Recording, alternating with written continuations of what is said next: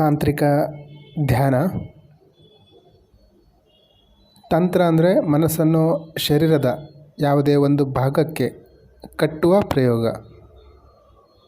ಮನಸ್ಸು ಚಂಚಲ, ಅದು ಅಲ್ಲಿ ಅಲಿತಾ ಇರುತ್ತೆ. ಅದನ್ನು ಒಂದು ಕಡೆ ಕಟ್ಟಾಕಿ ಮನಸ್ಸಿನ ಆಚೆಯ ಅನುಭವವನ್ನು ಪಡೆದುಕೊಳ್ಳಿಕ್ಕೆ ಒಂದು ಪ್ರಯತ್ನ ಮಾಡೋಣ. ಕಣ್ಣು ಮುಚ್ಕೊಂಡು ಒಂದು ಆಸನದಲ್ಲಿ ಕುರ್ಚಿಯಲ್ಲಿ ಕುಳಿತುಕೊಂಡ್ರೂ ಓಕೆ, ಸ್ಥಿರ ಆಗಿರಬೇಕು. ಒಂದು 10 ನಿಮಿಷ ಒಂದೇ ಸ್ಥಿತಿಯಲ್ಲಿ ಸ್ಥಿರ ಆಗಿರಬೇಕು. ಶರೀರ ಅಲುಗಾಡಿಸ್ತಾ ಇರಬಾರ್ದು.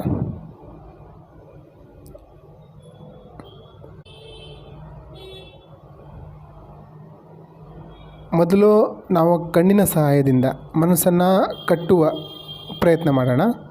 ಏನು ಮಾಡಬೇಕು ಅಂದರೆ, ನೀವು ಎಲ್ಲಿದ್ದೀರೋ ಅಲ್ಲಿ ನಮ್ಮ ಅಕ್ಕಪಕ್ಕದಲ್ಲಿರೋ ಒಂದು ವಸ್ತುವಿನ ಮೇಲೆ ಕಣ್ಣನ್ನು ಅಗಲಿಸಿ ಒಂದೇ ವಸ್ತುನ ದಿಟ್ಟಿಸಿ ನೋಡಬೇಕಾಗತ್ತೆ. ಗುರಾಯಿಸೋದಂತೀವಲ್ಲ ಆ ರೀತಿ. ರಾತ್ರಿ ಈ ಧ್ಯಾನ ಏನಾದರೂ ಮಾಡ್ತಾಯಿದ್ರೆ ಕತ್ತಲೆ ಇದೆ ಅಂದರೆ ಆ ಕತ್ತಲೆನ ಗುರಾಯಿಸಿ ನೋಡಿ, ದಿಟ್ಟಿಸಿ ನೋಡ್ತಾಯಿರಿ.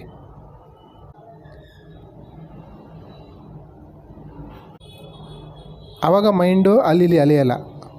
ಮನಸ್ಸನ್ನು ಒಂದು ಕಡೆ ಕಟ್ಟಿ ಹಾಕಬೇಕು.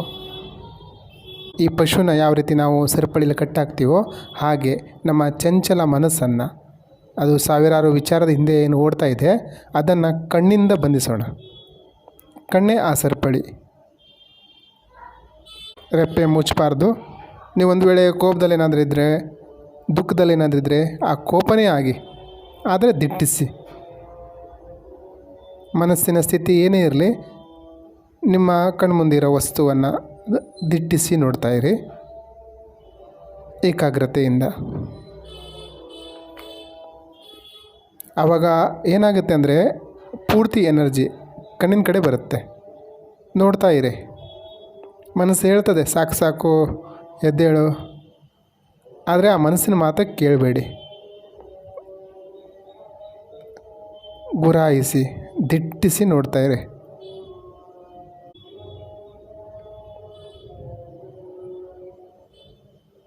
ನಮ್ಮ ಗಮನ ಈಗ ಕಣ್ಣಿನ ಮೇಲಿದೆ. ಕಣ್ಮುಂದೆ ಏನಿದೆಯೋ ಅದನ್ನು ಗುರಾಯಿಸ್ತಾ ಇರಿ, ದಿಟ್ಟಿಸಿ ನೋಡ್ತಾಯಿರಿ.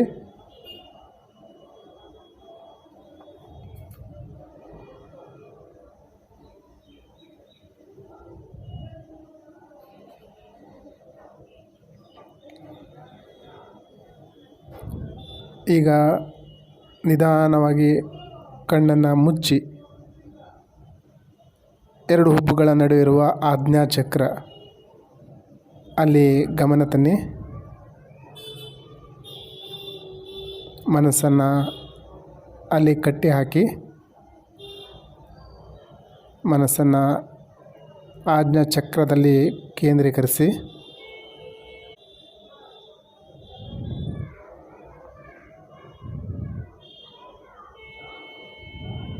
ಆಜ್ಞಾಚಕ್ರದ ಮೇಲೆ ಧ್ಯಾನಿಸಿ. ಧ್ಯಾನ ಅಲ್ಲಿ ಹೋಗ್ತಾ ಇಲ್ಲ ಅಂದರೆ ಒಂದು ಬೆರಳಿನ ಸಹಾಯದಿಂದ ಹುಬ್ಬುಗಳ ನಡುವೆ ಸ್ವಲ್ಪ ಉಜ್ಜಿ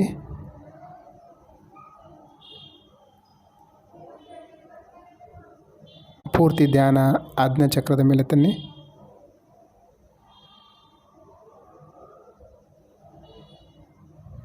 ಮನಸ್ಸೀಗ ಬಂದಿಯಾಗಿದೆ.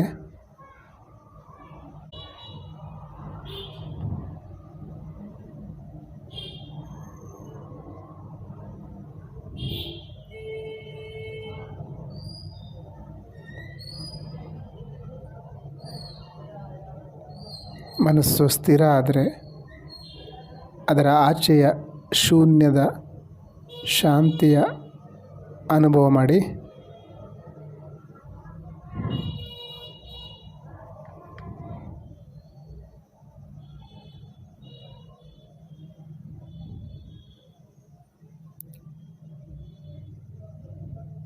ಮನಸ್ಸಿಂದ ಹೊರಬರಲಿಕ್ಕೆ ಅದೇ ದ್ವಾರ.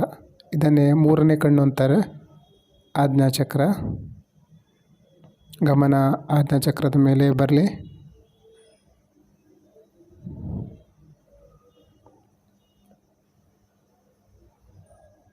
ಹಾಗೆ ಅದೇ ಸ್ಥಿತಿಯಲ್ಲಿರಿ.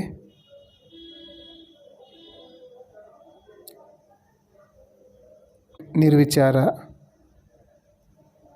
ಶೂನ್ಯದ ಅನುಭವ ಮಾಡಿ.